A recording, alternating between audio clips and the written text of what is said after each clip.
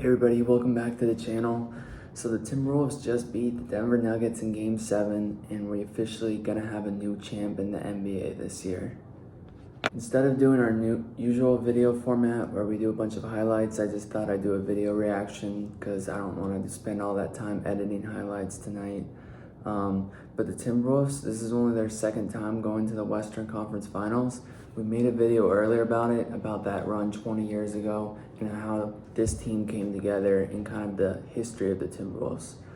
But good for them, they're moving on. It was an interesting game because you didn't have that big game from Ant.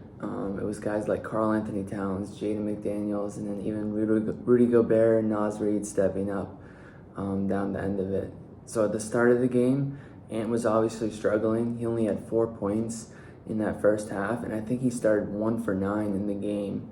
And you had Jamal Murray, who scored over 20 in that first half. He had a shot going. It looked like he had finally turned a corner on the way he had been playing in this series, having his best game so far.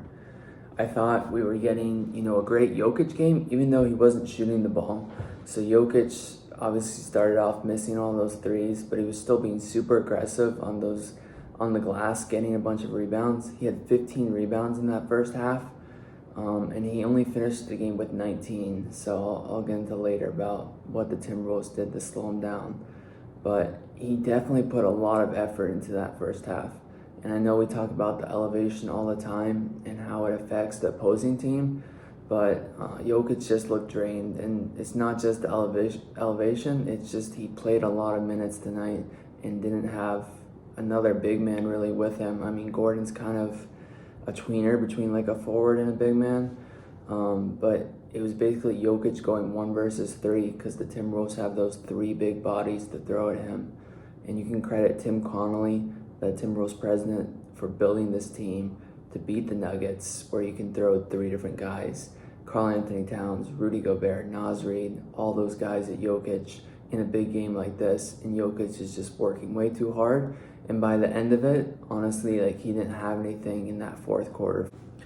Getting back to the Minnesota side, they had those pretty good games from Jaden McDaniels and Karl Anthony Towns. Those were the guys, other than Jamal Murray, who really shot the ball well. Everyone else in this game, and not surprisingly because it is a Game 7 and everyone's so intense and there's so much nerves, most people didn't shoot the ball well. But those 2 guys came through for Minnesota. You saw it with Ant that he didn't have a shot going either, and I think he played smart though. I thought everyone was about to pounce on Anthony Edwards and criticize him for this performance and the way the things were looking in that first half. But he played within the game. He kept making the right passes, kicking it out to his teammates for threes, and continued to have his relentless defensive effort and got some steals and was able to get some easy layups and dunks. And, anyone who's played basketball knows that once you see that ball go through, even if it is just a layup, it gives you more confidence for things like his 3-point shots that did start to fall later in the second half. They talked about a crazy stat at the end of the broadcast, how basically all the defending champions since 2019 haven't made it past the second round. And I'm like, that can't be right. I had to look at it, and it was true. You got the Raptors, they didn't make it. Kawhi obviously left. The Lakers lost in the first round the year after that. Then you had the Bucks that lost the Game 7 in the second round, kind of similar to this Nuggets situation like we talked about in the last video. In the situation that Giannis found himself in, where he was supposed to be the best player in the league. It was his league after winning that title in 2021. They lose a close series to the Celtics in the second round in Game 7. And then after that, he just hasn't been able to get back there because of the team they built around him, plus some unfortunate injuries in the postseason the last couple years for Giannis. But looking at this Nuggets team, you think that they were going to start a dynasty. Lots of people were saying that. And obviously, it's still early for them in terms of a lot of their guys' careers. So I wouldn't be surprised if Denver definitely does win a title at some point again moving forward. But definitely a huge hiccup in the road, losing in the second round, losing 3 home games in this series, and blowing the biggest halftime lead in Game 7 history. But credit to the Timberwolves for coming in and taking that. you start to look ahead to this next two playoff series, the Western Conference Finals and the Eastern Conference Finals. You have Ant versus Luka in the West and Tatum versus Halliburton in the East. So pretty much one of these young stars is gonna get their first title, and I think whoever gets that should be the face of the league. Is probably Anthony Edwards is probably gonna be the face of the league at some point. Is it gonna be this year? Time will tell. But I definitely think the Timberwolves have a great shot. I just checked the odds on FanDuel Sportsbook or whatever sportsbook you go to. Boston's still a heavy favorite as the title favorites. Minnesota's in second. They do have a lot tougher matchup before going to the finals. Dallas isn't going to be easy, but I like the way that Minnesota matches up against them.